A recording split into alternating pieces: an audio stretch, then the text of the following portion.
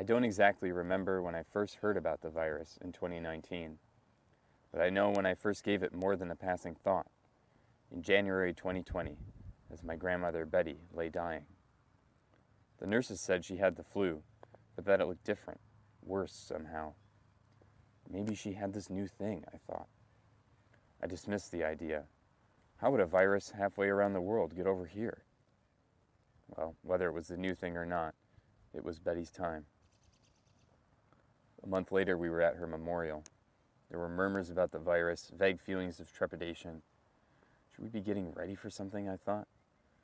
The crisis engulfing China, arriving here, it was still an idea beyond belief. A month later, I was watching the governor's press conference with my few coworkers left in the building. It was here. Within the hour, we were working from home indefinitely. Cases climbed, doom scrolling, Zoom fatigue, stress, fear, and isolation became our parallel afflictions. I prayed for my loved one's protection. 3 months later, in June 2020, the virus killed my friend, Marnie.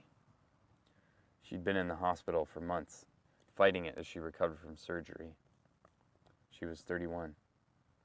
I grieved alone, crying in my car. I kept praying. Finally, a year later, I began to see the kids that lived in our apartment building again. After school one day, there they were, suddenly on the lawn, having a water balloon fight. I couldn't remember the last time I'd heard such laughter, filling the air, echoing down the street. Soon the rest of us tenants found ourselves out on our stoops, laughing right along with them. Since then, we've all been outside more, laughing more. I think that's when the healing began for me, which, as healing usually is a 2 steps forward, 1 step back kind of process. We've all lost someone or something in these last 2.5 years. We've lost presence with family, friends, community, and important events, including proper goodbyes. We've lost childhood joy, teenage romanticism, the vitality that should come with being in adulthood, and the deep belonging that should come with elderhood. Maybe we've even lost some sanity, faith, or hope, a sense of purpose or meaning. And maybe we've gained some things too. A little more time or closeness to home, new hobbies, interests, dreams, more motivation to heal what's sick and fix what's broken in our world. Perspective on what really matters. I know for myself, the pandemic held these opportunities for growth alongside the grief. I joined the Great Resignation so I could develop this workshop, among other ventures. The question now is, what do we do with all this new grief and growth? Do we simply shrug and carry on, dragging the unabsorbed weight of it all behind us into an unknown future? Or do we acknowledge what we've been through and what lies ahead? Do we give it the sacred space to be felt and sorted and digested? Do we give it the chance to change us, to carry us forward? I believe that in order to transition out of the pandemic, we need to honor our experience of it. As we do with other natural disasters, we need to declare the period of acute catastrophe to be over.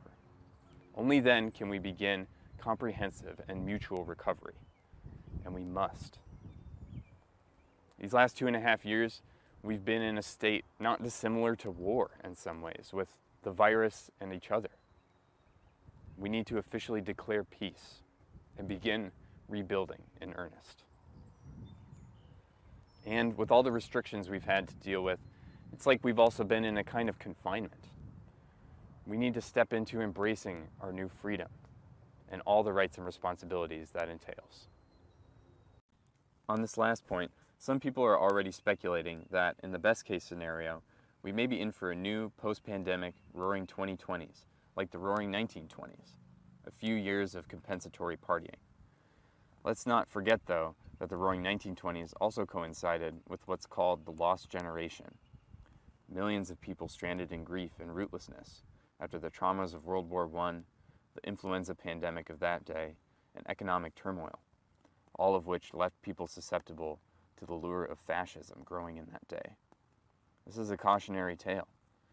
We might now want to simply wash our hands of the pandemic era, exhausted by the idea of belaboring the subject another day longer.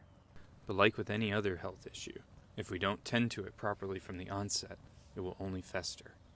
If we don't do the upfront hard work of processing what's happened, we're at risk of sliding into drawn-out depression, animosity, and escapism.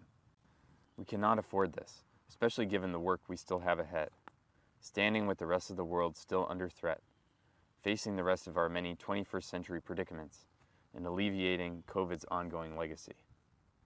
And to reemphasize an earlier point, we're all likely to buckle under the weight of all these tasks, unless we release some of the weight of the immediate crisis still dragging us down. We can mitigate ongoing trauma for ourselves by creating a sacred context for us to get to process our pain and set our sights on new horizons. This is the ancient wisdom of funerals, memorials, and mourning periods. It's also the ancient wisdom of rites of passage, which mark the transition from one season of life to another, and it can help us here and now.